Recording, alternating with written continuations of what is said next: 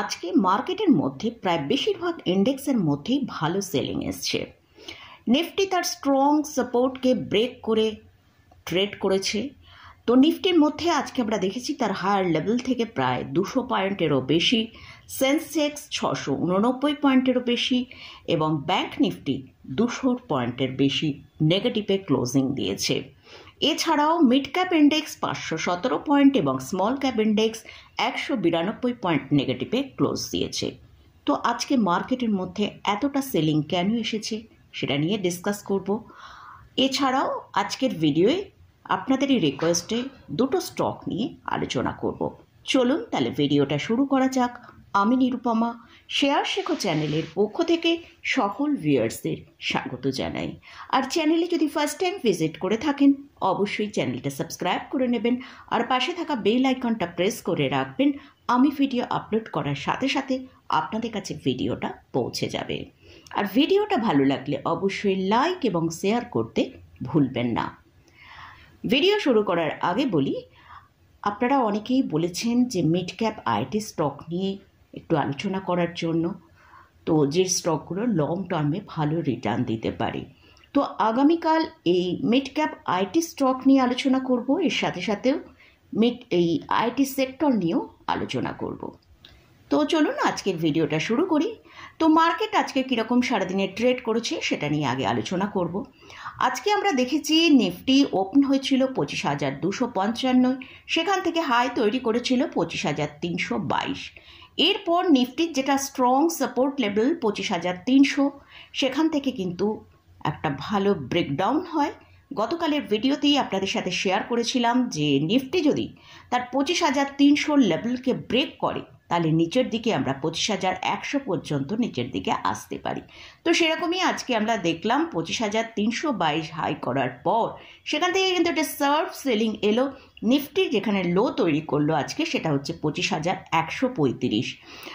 তো এবং ক্লোজিং টাইমে আমরা সেখান থেকে ক্লোজিং পেলাম 25,149-এর কাছে, অর্থাৎ লোয়ার লেভেলের কাছেই কিন্তু নিফটি ক্লোজিং দিয়েছে।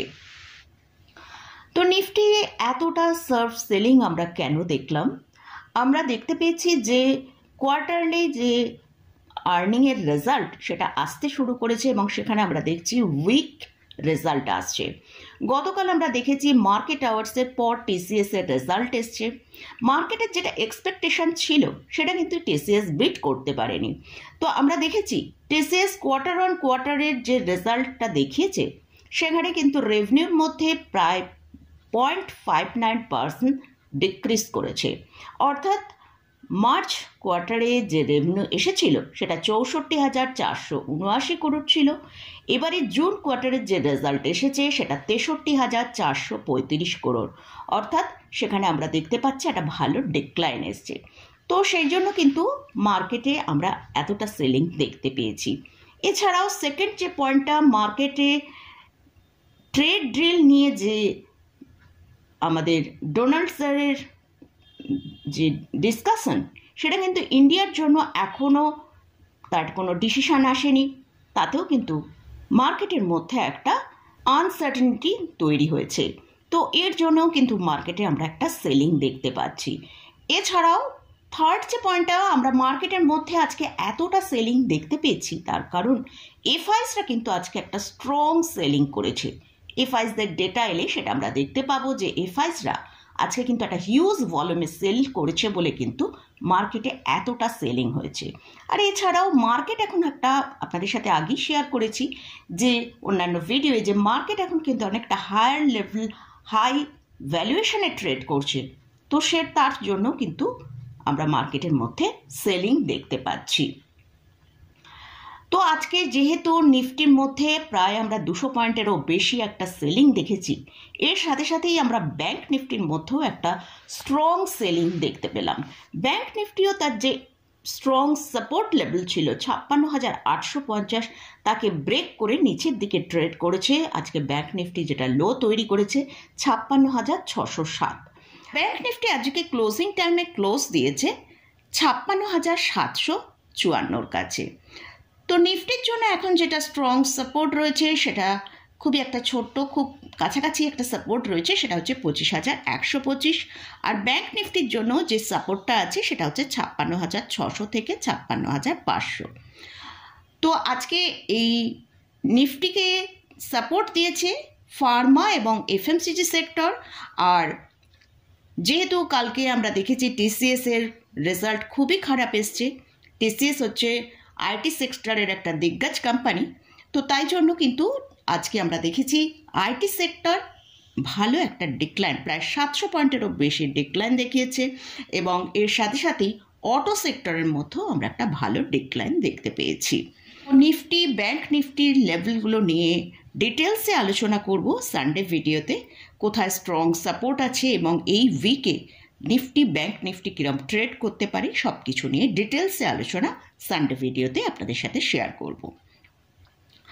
তো এবারে আপনাদের রিকোয়েস্টে যে দুটো স্টক নিয়ে আলোচনা করছি তার মধ্যে ফার্স্ট যে স্টকটা নিয়ে আলোচনা করছি সেটা হচ্ছে এশিয়ান পেন্টস।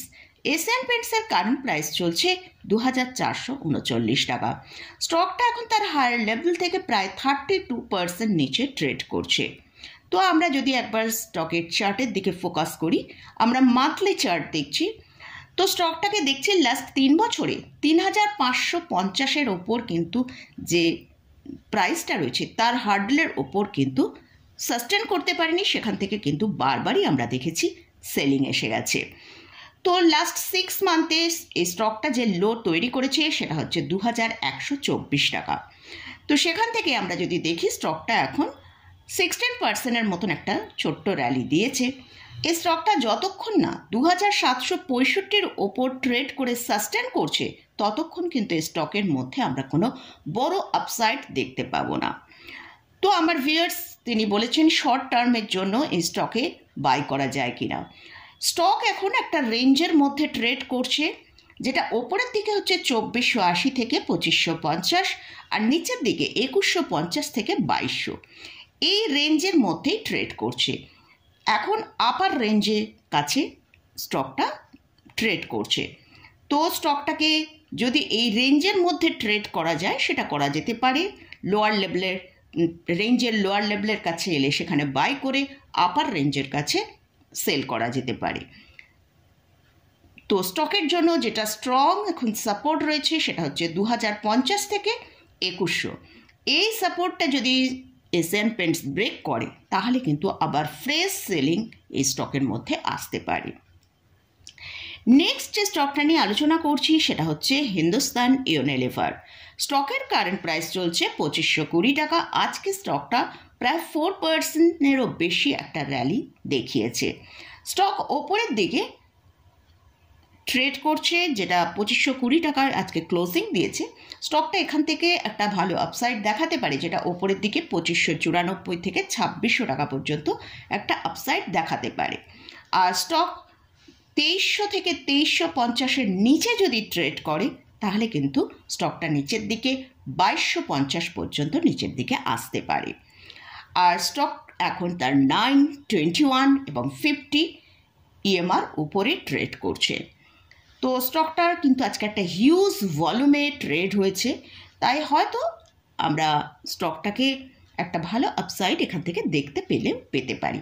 তবে এইসব স্টকের যেহেতু মার্কেট এখন একটা ভালো কারেকশনের মধ্যে ট্রেড করছে, অবশ্যই ট্রেডে স্টপ লস লাগিয়ে তবেই কিন্তু ট্রেড নেবেন। আর HUL এর লং টার্মের জন্য বাই করা যায় কিনা জিজ্ঞাসা করেছেন।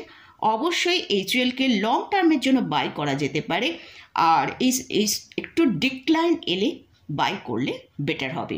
এই যদি 2,250-এর কাছাকাছি পাওয়া যায় সেটা কিন্তু লং টার্মের জন্য HUL-এর প্রাইসটা ঠিকঠাক রয়েছে। তো মোটামুটি আজকে এই দুটো স্টক এবং ইন্ডেক্স নিয়ে আলোচনা করলাম। তো এই স্টকে বা ইন্ডেক্সে কোথাও যদি কোনো পজিশন আপনি নিতে চান অবশ্যই তার আগে ভালো করে চার্ট অ্যানালিসিস করে নিয়ে তারপর পজিশন নেবেন। আমি এডুকেশনাল পারপাসে এই ভিডিওগুলো আপনাদের সাথে শেয়ার করি, এখানে কিন্তু কোনো রকম রেকমেন্ডেশন আমি করি না। তো মোটামুটি আজকের মতন ভিডিওটা এখানেই শেষ করছি। ভিডিওটা যদি ভালো লাগে অবশ্যই লাইক করবেন, শেয়ার করবেন, সাবস্ক্রাইব করবেন। ধন্যবাদ।